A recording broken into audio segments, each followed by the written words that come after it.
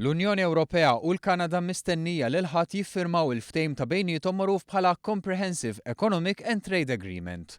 Dan wara li r-Reġjun Belġjan Wallonja kien żamm milli dan il-ftehim iseħħ.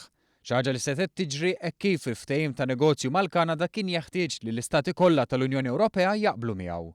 Nuqqas ta' ftehim li kien wera d-diżappunt għalih anke l-Prim Ministru Malti Joseph Muscat.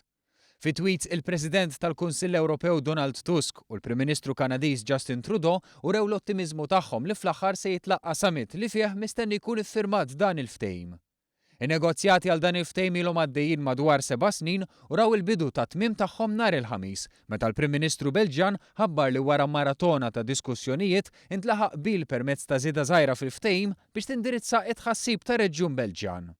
Min-naħa tiegħu Robert Fico, il-Prim Ministru tal-Slovakkja li bħalissa għandha l-Presidenza tal-Unjoni Ewropea, sostna li dan il-ftehim huwa punt ewlieni fil-politika tan-negozju Ewropew. Permezz ta' dan il-ftehim mistenni li jkunu eliminati madwar 98% tat-tariffi bejn l-Unjoni Ewropea u l-Kanada, tariffi u dazju li ammontaw għal 500 miljun euro fis-sena. B'hekk bit-tneħħija ta' dan ix-xkiel jikber ferm iżjed in-negozju transatlantiku.